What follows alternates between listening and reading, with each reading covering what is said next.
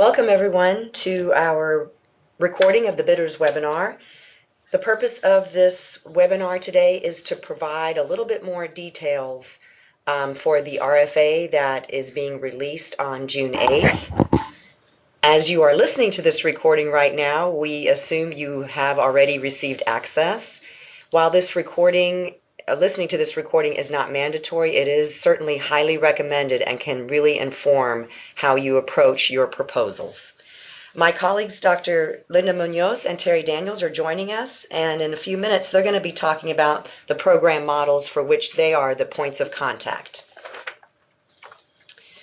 So again, the purpose of this RFA is we would like institutions who are currently providing gateway course completion models, acceleration models, or integrated career pathway, Accelerate Texas models, to consider applying for this solicitation.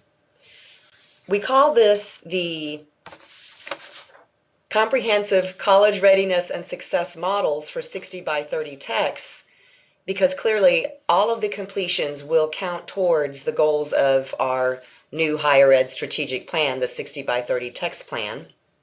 It's comprehensive because it serves all students. For the first time, we are issuing an RFA that addresses not only underprepared students, but also those who are college ready.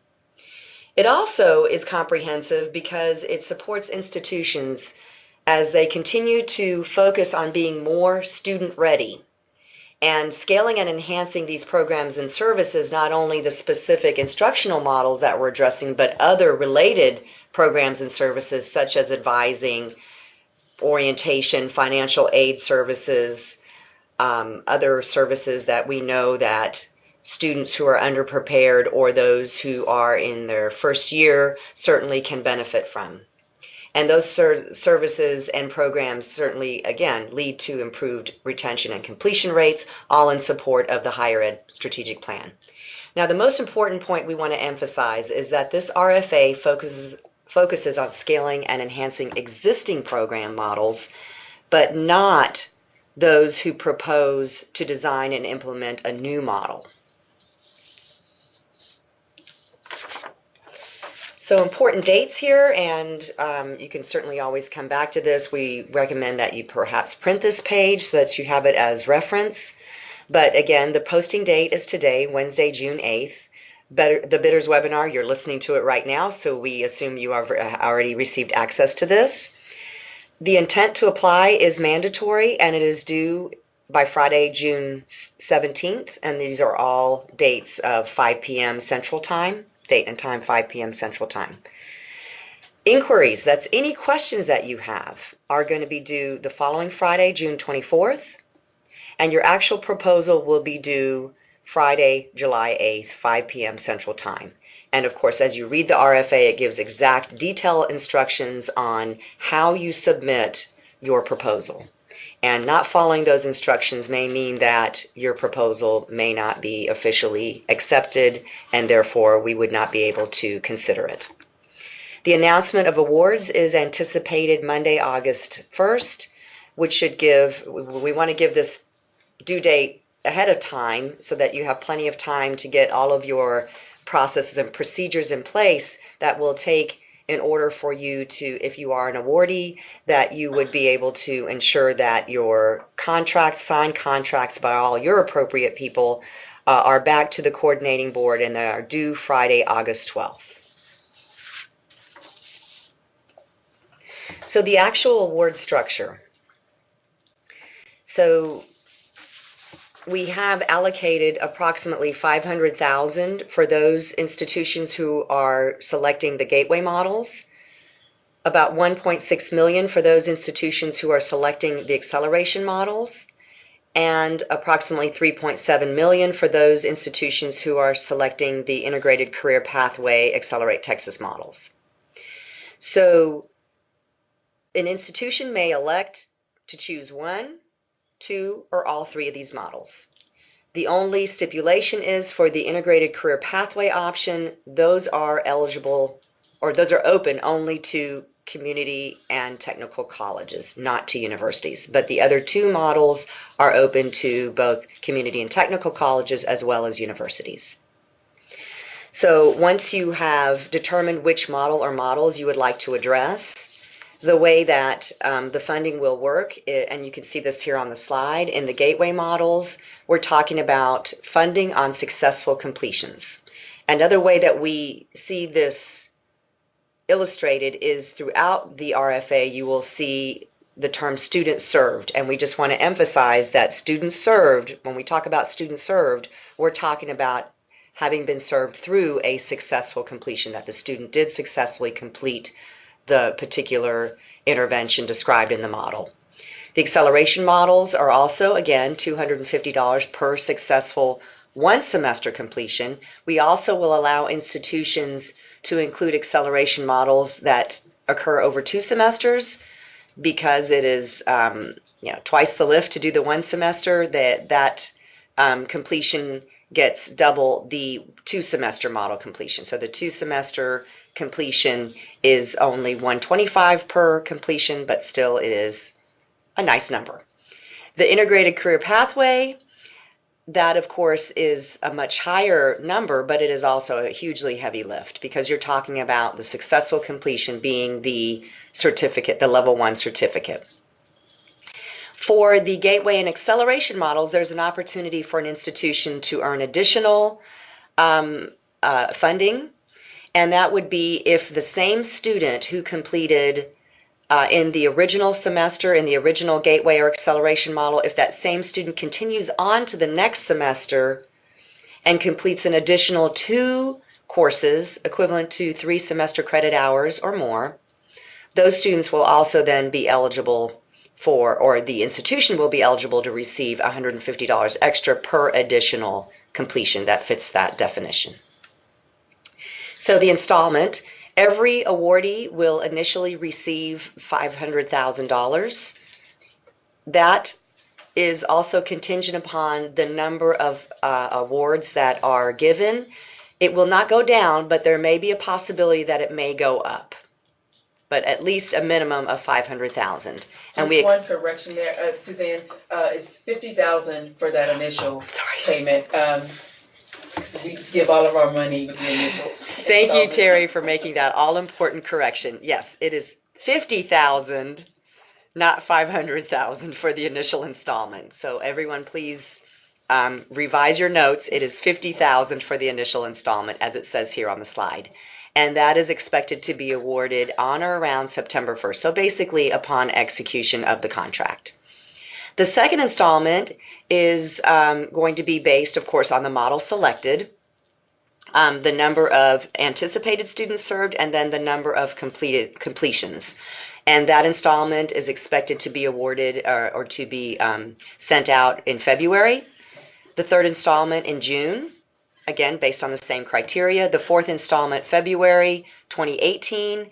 And the fifth installment, notice we're not calling that a final installment because it may not be the final, depending on if we might have additional funding and, of course, if an institution has shown through evaluation that their successful completions are robust. And so the fifth installment, again, is June 2018, and then any possible additional installments, again, contingent as described there on the slide. And then, of course, institutions will report the actual number of students served on a template provided by the coordinating board, and a copy of that template is found in the RFA. This is Terry Daniels, and I'm going to be the individual who will be working with the institutions who select to implement the Gateway course completion model. Before I jump into an explanation of the model, I want to also explain that when we say successful completion, that is based upon the definition or the parameters that THECB has established. So successful completion would be a student who has achieved an A, B, or C in the course. So I wanted to make sure that you guys were aware that that is how we are going to be measuring successful completion.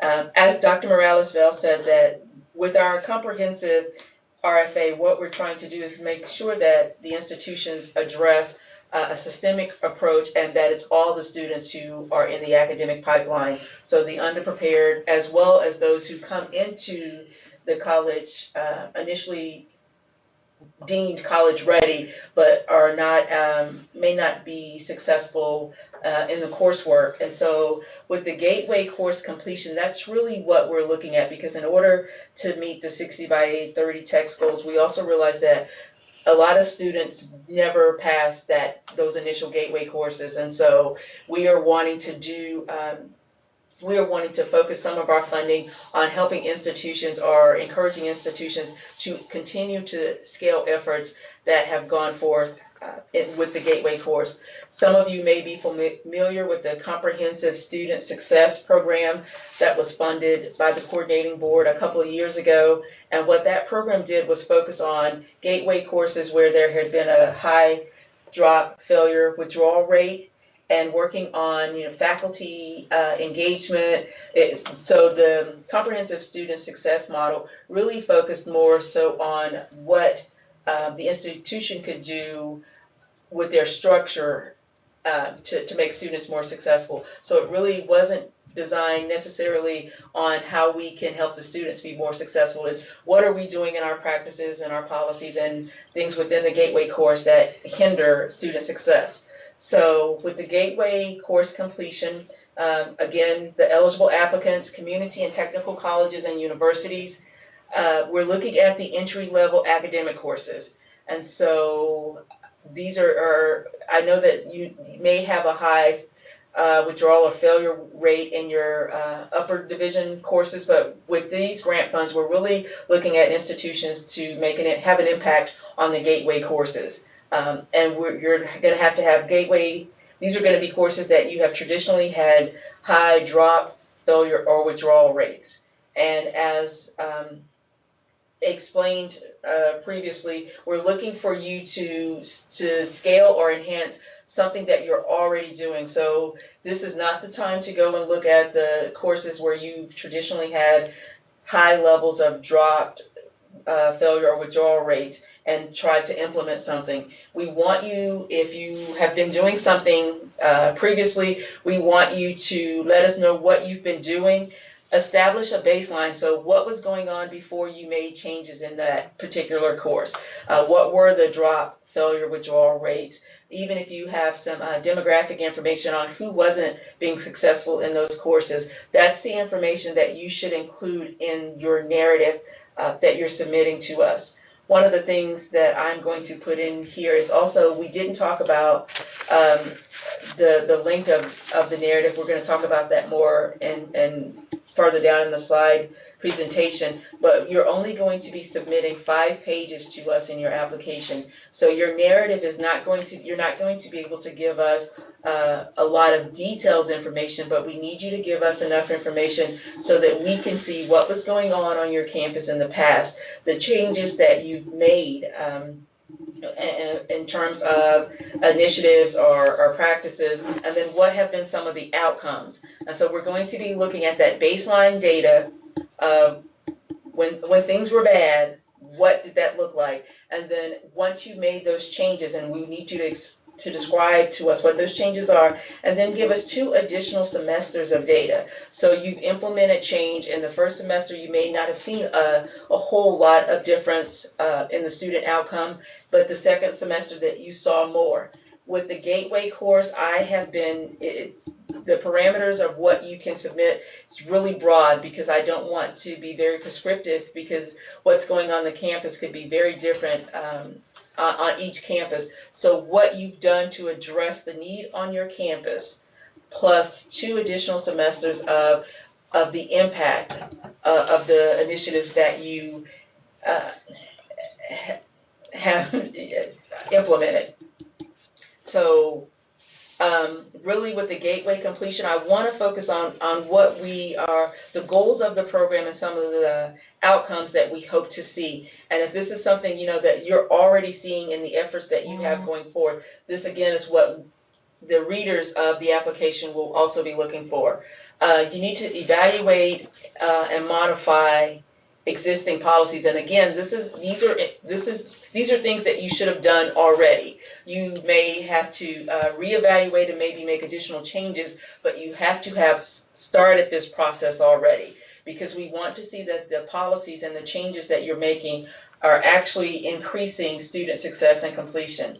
The faculty involvement is really important with these gateway courses, and so we want to make sure that there's training going on for the faculty, that they're being taught engaging strategies. Some of the schools that may be involved in the AVID program, you may very well be doing a lot of these things already. So those are examples of things that we would like to see in your application.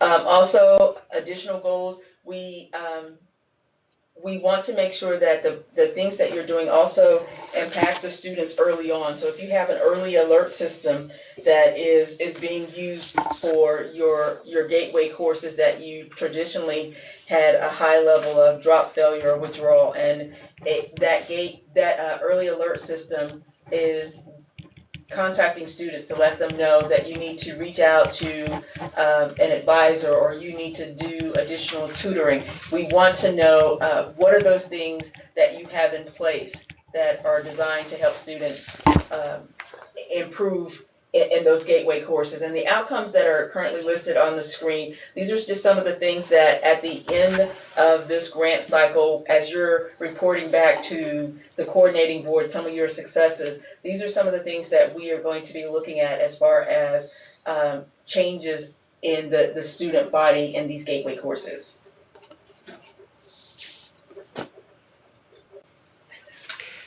Thank you, Terry. Okay, so I'm going to go ahead and talk about the acceleration models.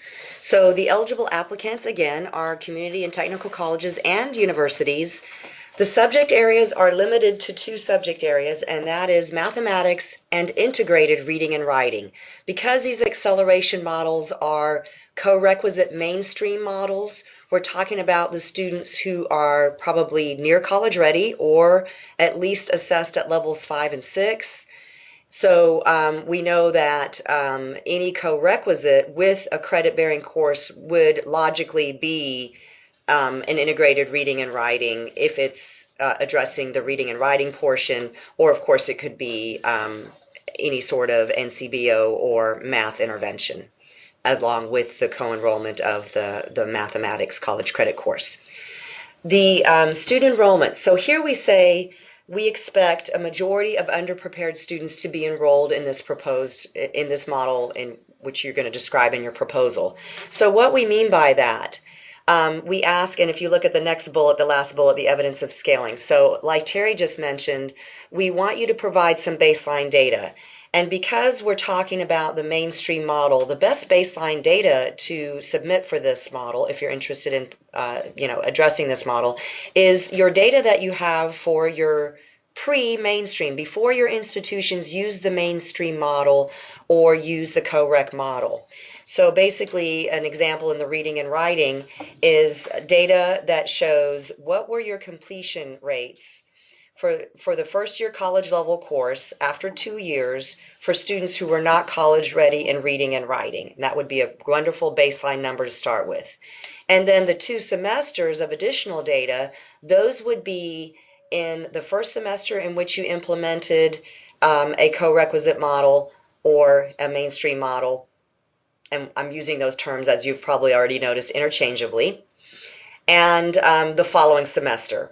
So when we're talking about evidence of scaling, we just want to see what your baseline was, and then in your additional 2 semesters, did you have, for example, 25 enrollments in the first semester, and then the next semester you had 50 enrollments? As long as there is an increase in enrollments in the accelerated mainstream co-rec model, as long as there's some increase when you're providing the 2 additional semesters of data, that certainly would qualify then. So now, let's say, for example, you had 500 students who were underprepared in reading and writing as you in the first semester. So that would be in this August, you're looking at 500 students. We don't expect you to have 250 in this first semester in a co-rec model. But what we would like for you to do is have the goal at the end, so by spring 2018, to have half of the underprepared students in some sort of co-rec model. And by the way, the co-rec model that they're in doesn't necessarily have to be one that would qualify for this RFA. It could also be a co-rec for perhaps the students who are less prepared, who may be in an integrated career pathway or Accelerate Texas model, or maybe those students who want to go an academic route but are co-enrolled in a base NCBO plus a developmental ed NCBO. So those certainly would also count in terms of meeting the majority of students who are underprepared, who are in a co-rec model. But just to clarify, it doesn't necessarily have to be a co-rec model that would qualify for this RFA.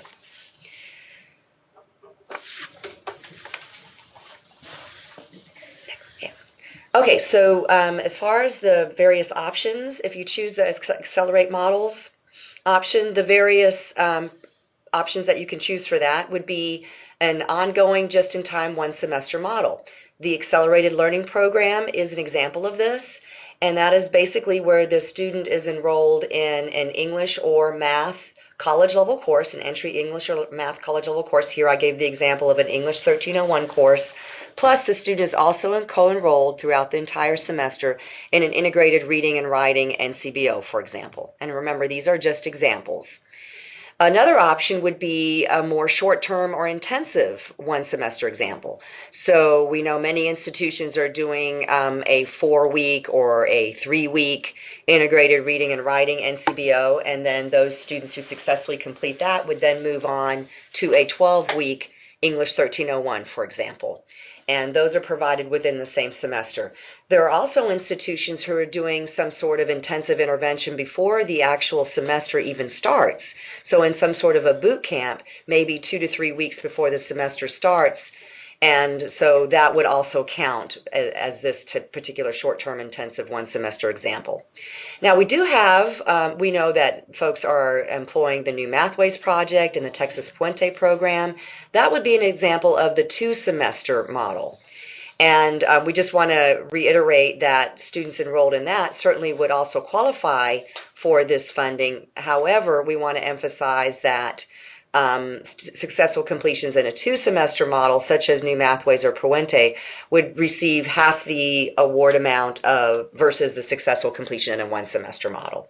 And then notice there's a fourth option, and that's the other. So if you're doing something that you feel doesn't fit into the top 3 examples, certainly we highly encourage you to still submit that. And as long as it meets the overall goal of the student being having successfully completed a college level course either in 1 or 2 semesters, but it doesn't quite maybe fit into one of these other 3 descriptions, we certainly invite you to submit that description of that particular proposed model as well. Also, we just want to remind you, as part of the reporting requirement for the gateway, so for the model that Terry just described and the accelerated model, awarded applicants will be required to submit a course verification form on a template form that we will provide. And for the accelerated model that I just described, if your institution plans to enroll underprepared students in sections with students who are college ready. So for example, an accelerated learning program model would be an example of that. So you have 30 students, 10 of them are underprepared, the other 20 are actually college ready. We want to make sure that you will be prepared to be able to distinguish those who are underprepared, because those are the ones who would be eligible for this funding, for the $250 completion. The ones who are college ready would not be eligible unless they are submitted as part of the gateway model. And so that you're not confused, as you're looking through the RFA, we use the term interventions, DevEd course or intervention. NCBO, for those of you, there may be someone who's not aware that an NCBO is considered an intervention. So it's not that we've decided that we're doing something different on the PowerPoint from the RFA. Intervention, when you see that, could also be NCBO. And before Linda starts with the description of the final eligible model, we just want to emphasize, and we'll repeat this, if some of this seems to be confusing, we do want to recommend perhaps to pause this. If you have not already read the RFA first, that would be the best approach before you completely listen to this recording, because we want this recording to be not a reiteration of the RFA, but we would assume that you have read that RFA in full first, and then listen to this webinar, and it would further describe some of the details that were perhaps not emphasized in the RFA. And then, of course, you also then have an opportunity, if you still have further questions, to submit the questions by the inquiry deadline, which is the 24th of June. So thank you. Okay, this is Linda Munoz. I'm with the Unit of Adult and Developmental Education here in the Division of College Readiness and Success. And I'm going to talk about the Integrated Career Pathways, Accelerate Texas models. As Suzanne and Terry have both already mentioned, the eligible applicants are public two-year community and technical colleges and or college districts. It's important to note, many of you know of Accelerate Texas. You've heard of Accelerate Texas. In the glossary of terms in this RFA, there is a specific definition that we are using for Accelerate Texas, and I encourage you to read that and understand it, because it may be different than some of you are doing. It may be exactly what some of you are doing. So be sure to read the definition and understand where we're coming from when we talk about Accelerate Texas. The eligible student participants for this particular, if you choose an integrated career pathway model, are underprepared high school complete students and or students who are co-enrolled under ability to benefit. And I encourage you to read the May 2016 updated guidance letter from Student Financial Aid, from the Federal Student Financial Aid. The link there that's underlined, ability to benefit, will take you to that letter. For those of you who send an intent to apply, you will also receive a link if this link doesn't work in the recording. When you propose to, if you propose to use ability to benefit, it's important that you work with your Career Technical Education Advisory Committee and your institution's financial aid office so that you understand what are the eligible Title IV funding programs that are eligible for funding under ability to benefit. I encourage you to take this guidance letter, send it to these entities so they can help you design this program. Pay attention to the question and answer portion in the ability to benefit guidance letter, because there's some specific requirements on how co-enrollment should be, who's eligible for these co-enrollments. Cert 1 plus contextualized basic skill support, the required program components. There's also a link here to the Guidelines for Instructional Programs in Workforce Education, or GIPWE, that will tell you what is the definition of a Cert 1 program. Pay attention to that as well. So co-enrollment of Cert 1 plus contextualized basic skill support. The basic skill support is provided through a base NCBO or NCBO that is cross-listed with adult education or continuing education that may be funded from another source. Those adult education or continuing education programs may be funded through another source, but they are reported as an NCBO, base NCBO. So we will provide you further guidance if we're getting applications and we propose to award some of the applicants, then we'll have a special discussion with you all about how the reporting is supposed to be done under these types of programs. Evidence of scaling, I'm going to talk about in a little bit in the next slide, and the impact is really important. As Suzanne said at the very beginning of the webinar, these are not new programs. These are not programs where you don't already have evidence to support or some kind of baseline with evidence to show that this program is established on your campus, that this program has some sort of impact on your campus and has increased the success of underprepared students. So with the integrated career pathways, you're going to have to present in your proposal this evidence of impact. Here's just a suggestion or an example of how you might show baseline data. Because you're working with Cert 1 programs, you might want to, this is just an example of looking at, you have, for example, 41 medical assistant completions in a particular year. I would suggest you use the last year. You could use the year before if you're seeing increase. And then you propose, well, in year one, we're going to increase by 10%. Maybe if you only had 41 Cert 1s in that medical assisting program and you increase by 10% of those students that are in integrated career pathways, that is an increase. And so how are you continuing to increase that? So each year is an increase. So this is important because you're going to have to understand how are you going to request funding under what you propose, the number you propose to serve in these programs. Okay, so here's another example of how that baseline plus increase will work. And this is more detailed. I don't need to get into the real details. You can probably look at this and understand it. This is not in your RFA specifically. This is just an example for this webinar. So for example, if you propose to serve, you're going to have to let us know in your proposal which CTE programs or which Cert 1 programs that you are going to propose to initiate during the 2 years. Perhaps this will be 4, and these are the ones I've listed here: medical assistant, HVAC, automobile or automotive mechanics, and veterinary health technology. These are all Cert 1s that can be done in a year or less. In year 1, for example, you propose one number, in year 2 a second number. Again, you're going to have to see what is the number that you had the year before and how are you increasing it. So you can't just stay stable. You have to try and scale. All of these are trying to scale to completions. And remember, this is a completion of a Cert 1 should be able to be completed in a year or less. So in this example, funds are based on $50,000 initial payment, remember, and $1,500 per Cert 1 completion, per Cert 1 student completion. So if you propose that 100% of your participants in this type of example here, which is 93 students, are going to complete, then your budget's going to be based on $189,500. Okay, so that's how you prepare your budget in creating if you're proposing to do an integrated career pathway, Accelerate Texas model. Reporting. There's going to be we're going to talk in more detail about reporting to those folks who we propose to award, or who we award funding, but very briefly, there is an Accelerate Texas student data system, and training will be available. The system is a little bit more extensive than it needs to be now, but in the future, for you all, for any programs that are funded, or any colleges funded under this program or under this RFA, the reporting will be minimized to, at the very basic, what's listed here: name and participant social security, classification or SIP number, cert name, start of the program, and assessment scores. And this is just going to be for us to be able to match to the CBM 009, which is the graduation report, to verify that you actually have completions.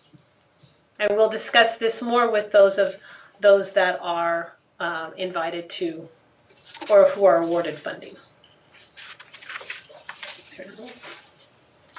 I wanted to stress that before we go into this next slide, that Dr. Munoz mentioned that the funding is going to be based upon increase. And I think that Dr. Morales-Bell and I talked about that with the Gateway model and the acceleration model, that we are looking for institutions to increase what they are currently doing. But in case people didn't catch it, I want to stress again that in all 3 models, we are expecting institutions to show increase. So as you have, if you've read through the RFA, you will note that one of the approved activities for use of the funds is professional development. And so what we have here is a short list, by all means definitely not inclusive, but a short list of possible opportunities to participate in these meetings and conferences and so forth, or initiatives, so that it will provide further information and further guidance for your faculty and your support staff who are going to be implementing the proposed models as part of your RFA. Also, I want to say these are live links, but as I noted earlier, if they're not working as you're going through this, then this is something that we'll also provide in the question and answers, in the frequently asked questions. Great point. And the one thing about the Texas State University, that would be a link to the TexDepco site, which is more or less a forum for faculty to submit and read about others who have implemented models such as the ones we're looking to seek proposals for this RFA. And so you can learn a little bit more about those models and how they are implementing, perhaps to help inform ways that you can really meet your scaling goals. One other thing I want to stress here before we go to the next slide is also, as a part of the RFA, there is a dissemination requirement, and so that this list serve as an example of some of the places that you may go to present your outcomes, but also we will be expecting the awarded applicants to have a plan for disseminating results. And one other thing I want to note, the CASP CRLA conference in October, there will be pre-conference sessions specifically on mainstreaming and co-requisites, also contextualization to CTE and academic programs and clusters. So those certainly would be very informative for those who have been awarded for this RFA. So here is the point of contact, and we want to clarify, while Terry, Linda, and I are the points of contact for the specific one for each of the model options for this RFA, we are not allowed to receive any direct contact prior to the executed contracts. So any questions that you have must be submitted via this email address, cri@thecb.state.tx.us. And remember, any questions that you have or any concerns, any issues regarding needing something clarified, those are going to be due June 24th, 5 p.m. Central Time to this particular email address. And that's the only way that your questions will be considered formally submitted, and that's the only way we can formally address those. And we will have an FAQ on the website for the RFA that will be updated on Mondays and Wednesdays as we receive questions. So be sure to check back several times throughout the RFA cycle to make sure that you are made aware of all of the questions that are coming in. So again, as described in the RFA, this is our contact information, but again, to emphasize, do not contact us directly until after the executed contracts are completed. So that would be on or before September 1. Any questions prior to that should be submitted via the CRI email address that we just provided in the previous slide. Thank you very much, everyone, for participating. And again, if any of this information seemed a little confusing, and if you have not yet read the RFA, please go back, read the RFA thoroughly, and then we invite you to watch this recording again, and some of those issues may be clarified. If they still are not clarified, then again, you have the opportunity to submit any of your questions by Friday, June 24th at the email address that was posted 2 slides ago.